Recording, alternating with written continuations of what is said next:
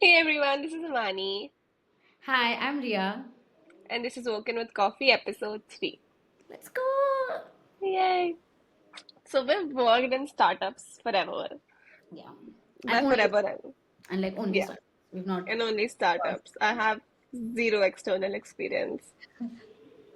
Yeah. same. I like from my like internships to like starting like a few ventures here and there to working at like full time also just at startups. It's been more than like 4.5 years that I've been in that space now.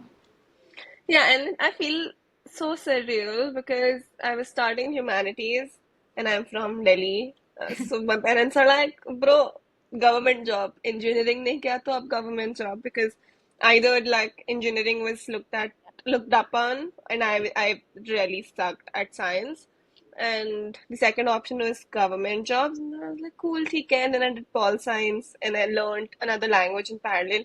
And I thought that's a perfect Yeah. trajectory until I realized it wasn't. I remember ever since I was a kid, I wanted to grow up, and my parents had made these dreams that my daughter will work in the US Embassy. I don't know, they had like really, really weird dreams about me, and So cool though. But anyway, continue. yeah, I think the cool part for them is that oh, you'll get a pension Hmm. after, and like you don't have to worry about retirement because they were worrying about retirement And back you then. get stability, like something that our parents' generation have really anchored upon when it comes to jobs or what you're going to do for Yeah, a living. yeah, Fair. yeah, I agree. I And never had the government job concept in my mind, but I is think it? yeah, I think in Mumbai it's very natural to be either starting a business. Especially I come from a Marwadi family, right? So it's like either you'll join your dad's business, start a business, something like that, or you'll be going for the job route, uh, Hmm. maybe the finance industry or something like that. And I Yeah. had a lot of cousins who were engineers, and I did engineering, and who were working at Deloitte or TCS at like really good positions, or Google, Yeah, Microsoft, like that. So for yeah. me, and I was idolizing them because their life was so cool. They had like cool laptops, they would like work on it, and it just looked very nice. I was like, okay, this is what I'm gonna be doing. And for the longest time, I thought that's what's going to be it. Like, either I'll become like a developer or I'll become like a consultant, because back then, like, the consultant life was like so romanticized. Being a consultant at Bain or PCG, it was just like videos that I was seeing, and I was like, oh my god, that seems like crazy fun. So I think I Yeah. was the longest time in that mindset that this is what I'm going to do, and I think it was never instilled upon me. I had found it up myself, but like Yeah. as someone who was just seeing things from the outside, I didn't know what like it paid, what stability meant, what work would be involved in getting that done, and how the cultures were right for their places. Yeah.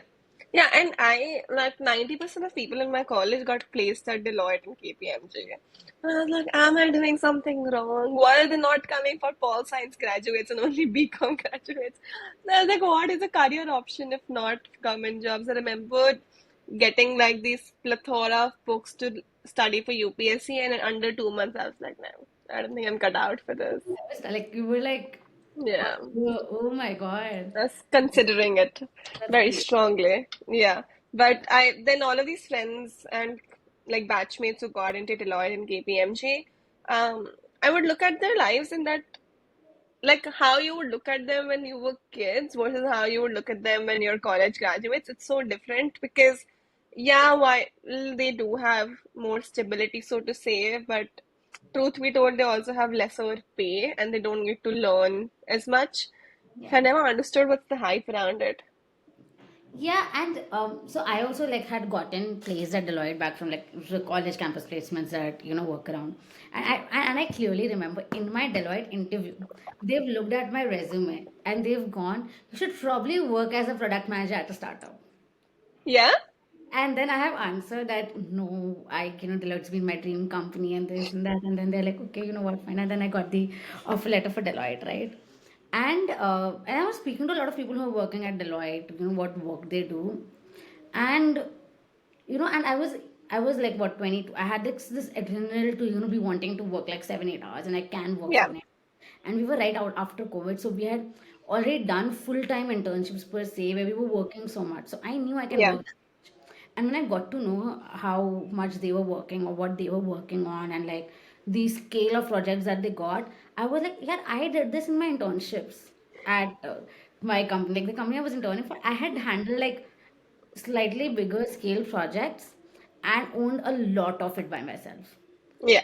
right? And I was like, okay. And then I was like, but would I be like working lesser, or would I be like unchallenging my brain if I do this now? Because I had like, when you're working at a Yeah. startup, constantly challenging yourself, Yeah. especially when you were like entering your career trajectory. Like I think if you're entering a career trajectory, startups are like one of the best options to take, because just when you're entering, you're able to learn and grasp so much. Like Yeah. now, I feel like now when I enter a job, and not every day I'm like grasping everything, and that's normal. But like when I was back then, it felt like every day I was like grasping new stuff. Yeah. But and when I told this to people, right, like that I want to go for a startup and this and that, everyone would tell me, "Oh my God, that's so scary. I could never." Hmm. Like, what do you mean? What is so scary? Yeah. Normal, okay, hey, it's just like 2, 3 hours more than like more. It's like higher ownership and learning more. But what is scary about it? And then they were like, there is no stability. Startups kabhi bhi band ho sakte hai, and they rely on funding and stuff like that, right? And why? Which is true, which is all true, by the way. All true. But see, true तो वो भी था when people told me during JEE कि JEE prep difficult है मत कर, but मैंने सोचा नहीं मैं तो करूँगी. So this was one of those moments where they're like it's difficult, and that uncertainty is there, and I was like I don't know, I will do it, and I Yeah. did.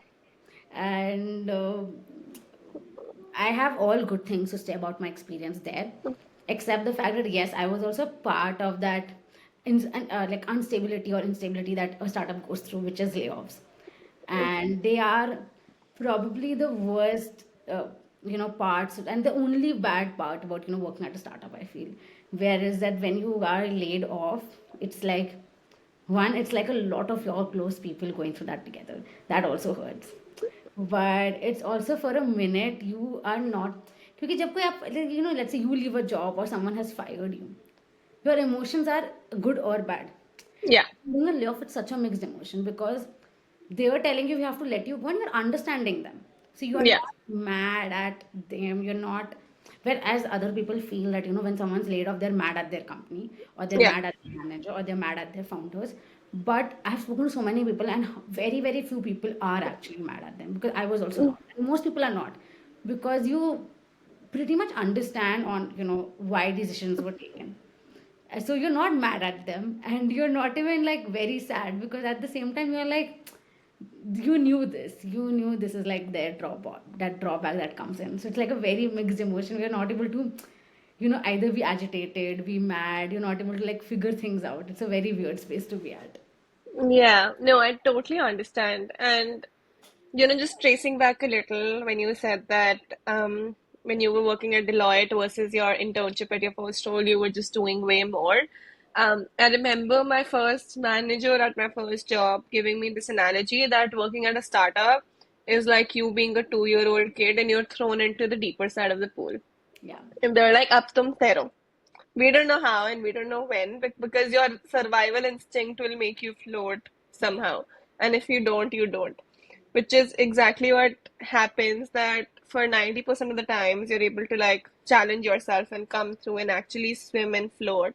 Yeah. But for the 10% that doesn't happen, it's such a huge downside, which maybe other bigger companies don't have to face as much.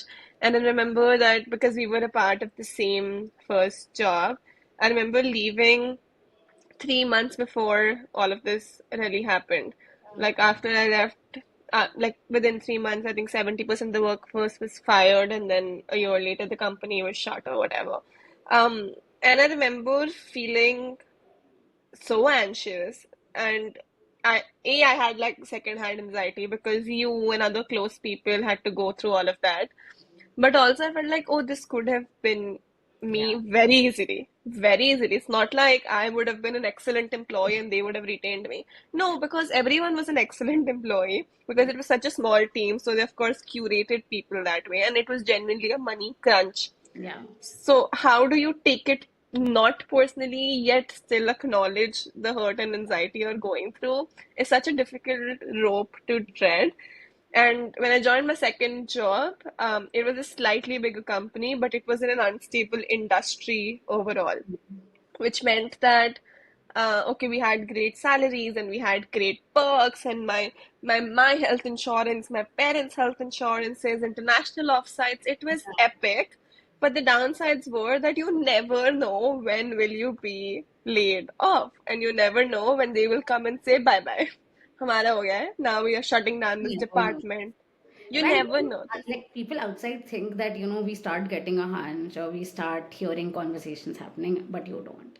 You don't. You really don't. Really comes out of the blue, and Yeah. you're not prepared for it. No matter, वो बाजू वाली companies में चल ही रहा था, तो you knew. No, we were like really thinking it's not going to be Yeah. happening to us. And I also think that is the case because for companies, laying off is the last resolution. So for the longest time, while they are keeping you in Delulu, they are also in Delulu, and they also want to make it work through other means because Yeah. it's not, as you said, it's not personal for them to lay off any other employee. They have, imagine like them having 50 difficult conversations one after one and breaking everybody's heart. It must be so tough. Yeah.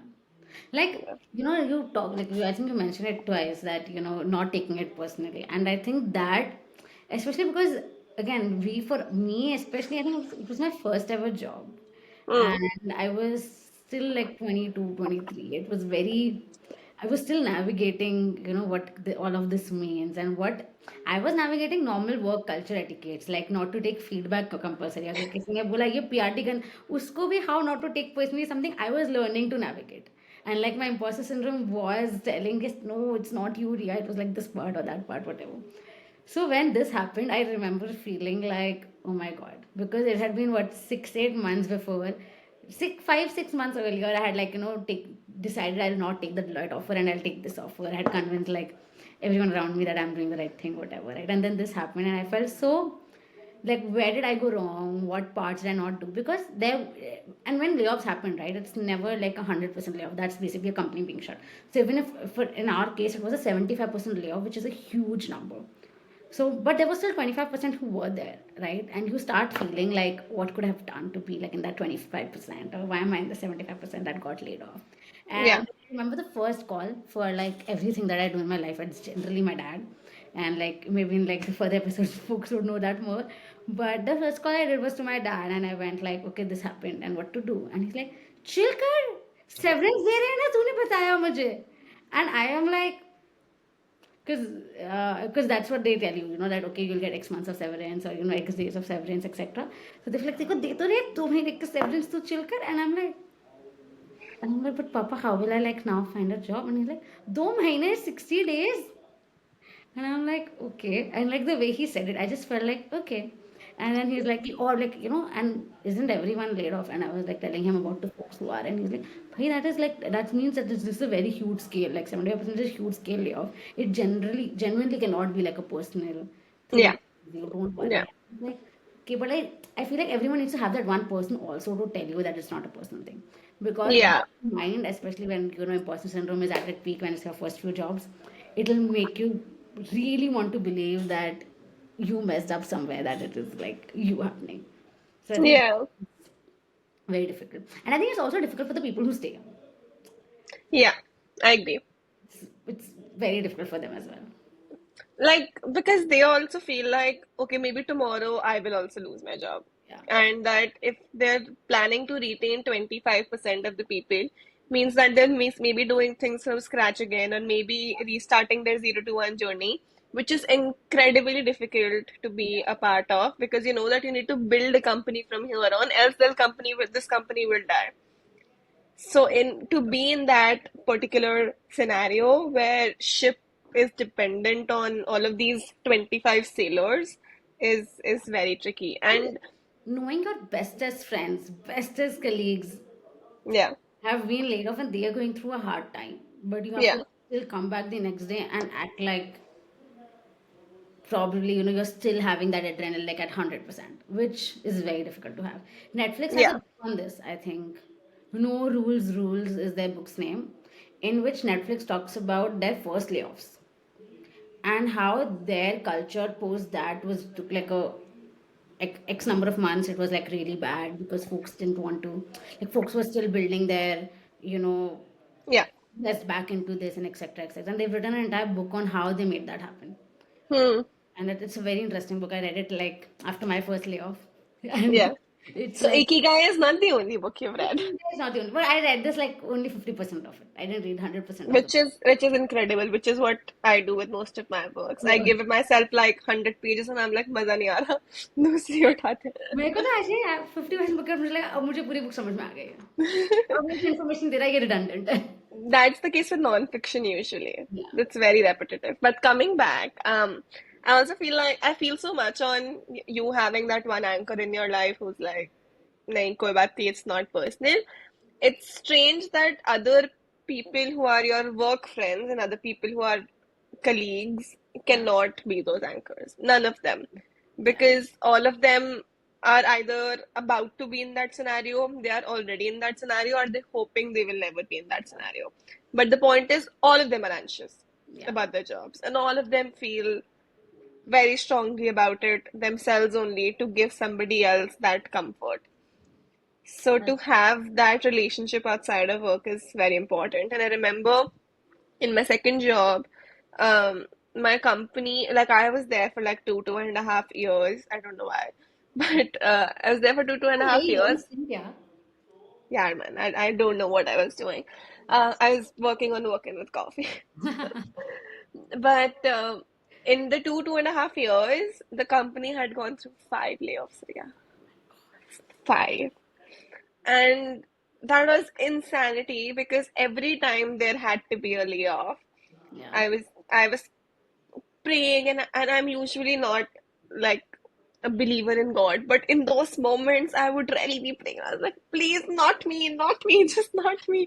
Just Mm. this time, let me get through it. And like I've also tried to switch jobs in the middle. And when I've not been able to switch, or maybe I haven't gotten the opportunity that was right for me, plus there's uncertainty with the Yeah. current job, it was such a weird mixed space to be in because at one point I can be grateful that I'm not laid off, but at the other point I know that 10 people who were at senior positions than I was were laid off. Then what makes them save me? Probably nothing. Yeah. Probably nothing. And to have that realization, I have goosebumps, but Yeah. to have that realization is a little, it's a little difficult to navigate your day to day in your work Yeah. once that feeling starts to settle in.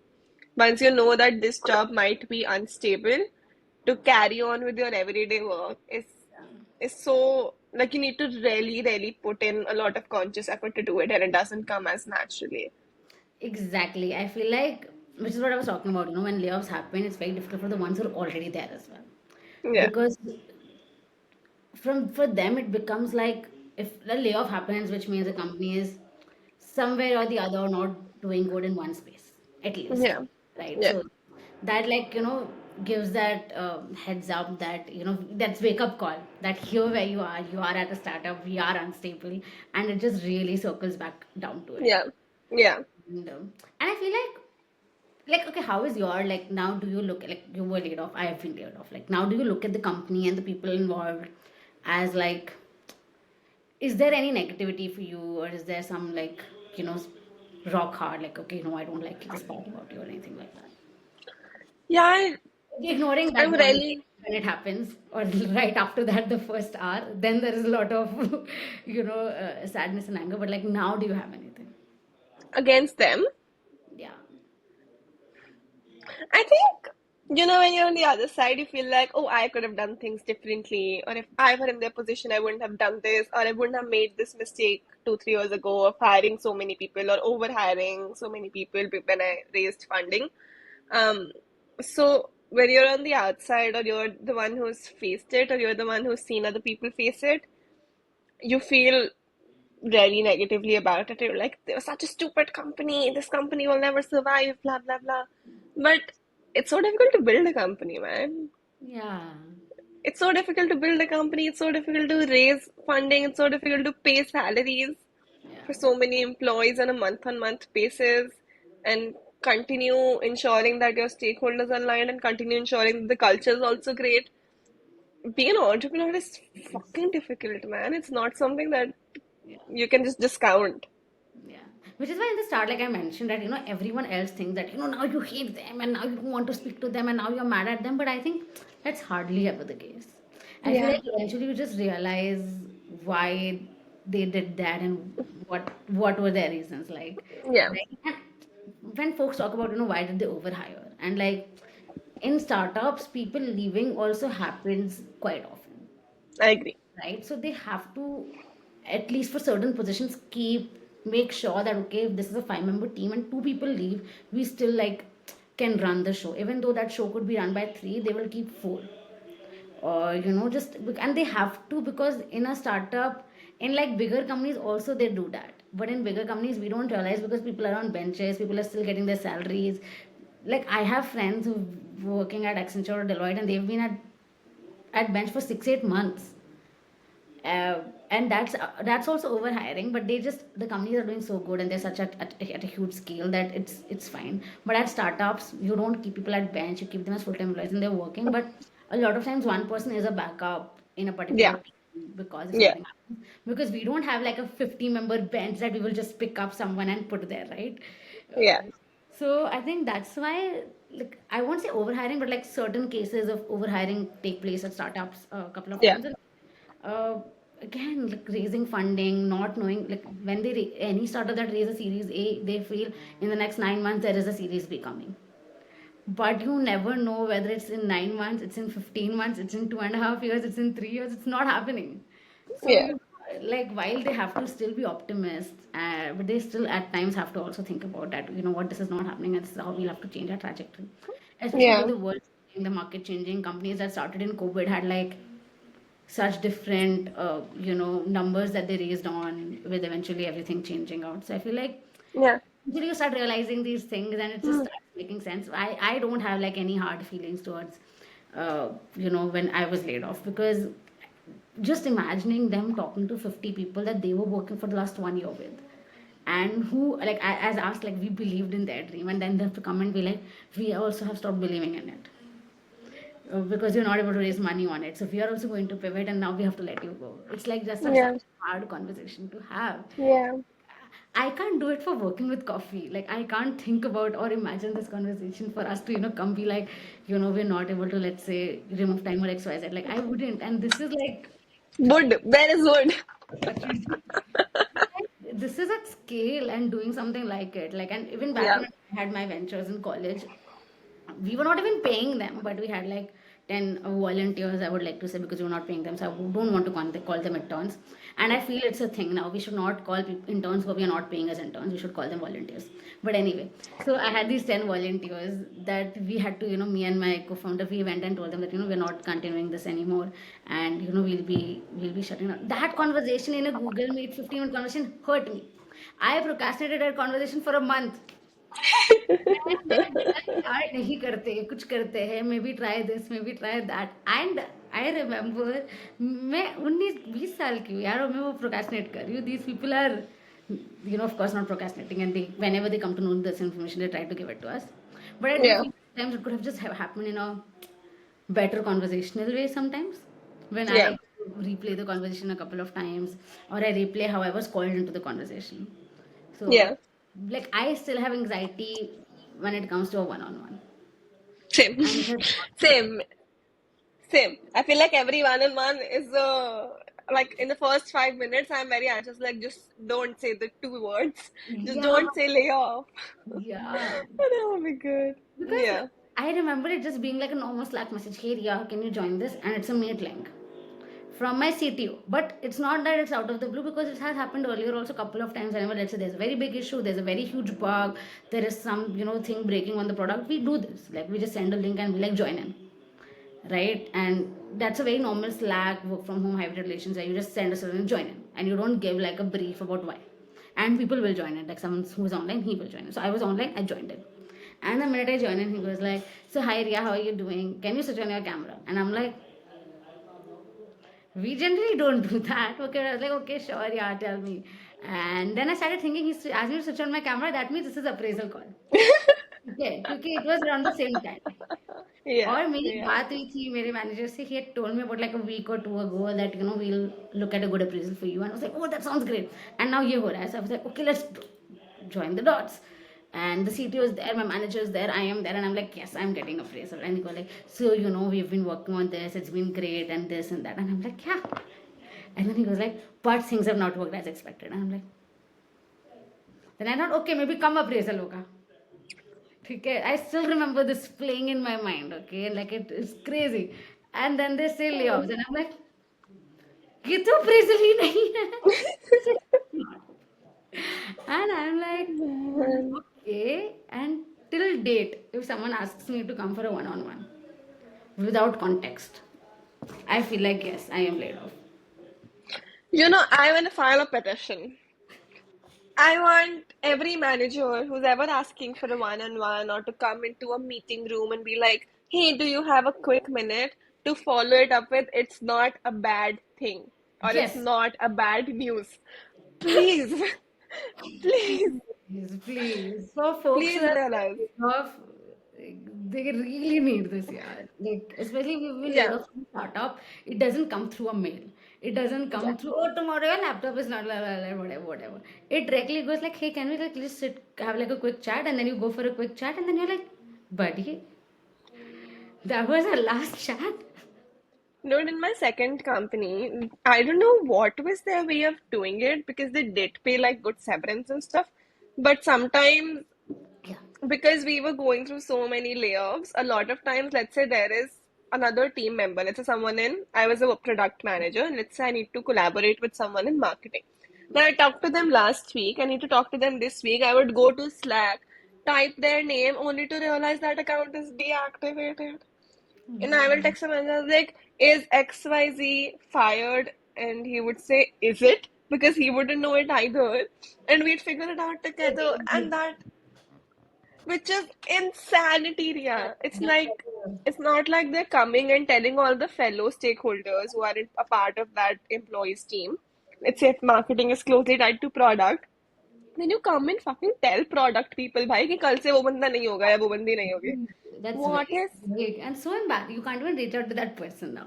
Like, how will you? yeah, oh my God. Like if you follow them on and because it was Web3, so everyone was just on Twitter. So if you follow each other on Twitter or Tele, and they were all like in the US or Dubai or whatever, so they didn't use WhatsApp as much. Yeah. So in case you have their Telegram or in case you have their Twitter, is that how you'll be able to reach out to them? But no other way. Oh my God, that's crazy.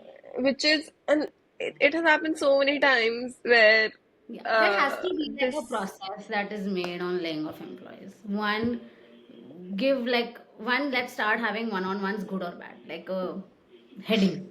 This is a good one-on-one. Please come in. Or this is a one-on-one where there could be some bad news, but like come in, and then you prepare yourself. But like right yeah now, every one-on-one I assume is going to be a bad one. I mean, that's just the thing. I hope it goes away soon. But like it's been 2 years.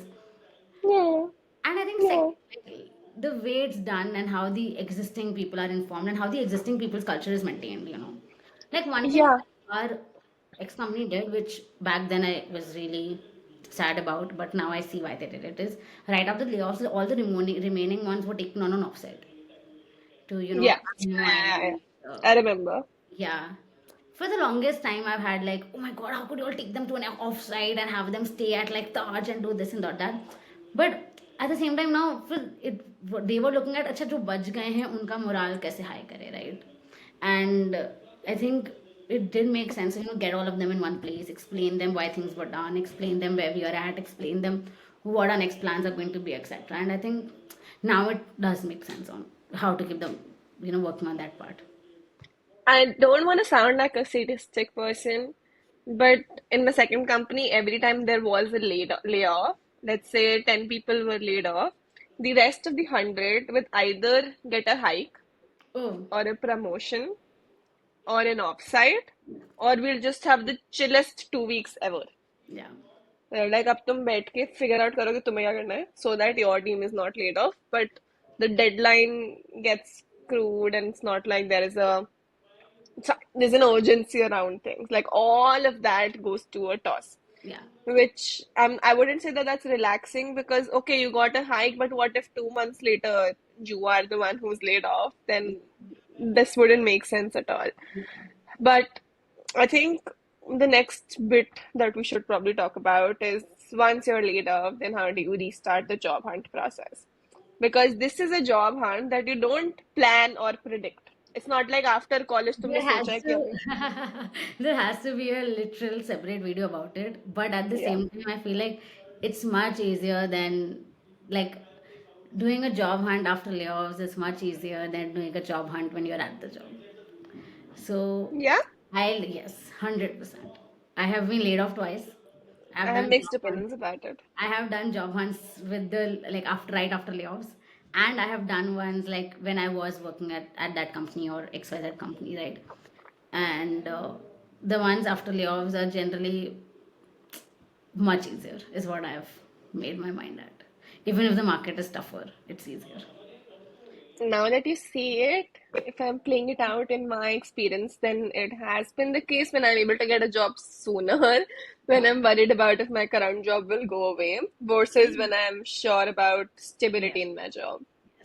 It plays a lot of ways. One, I feel like you also can give a lot of more hours in applying and doing this and doing that, and like we'll have an entire process about how to apply, and like we should actually do one episode on that.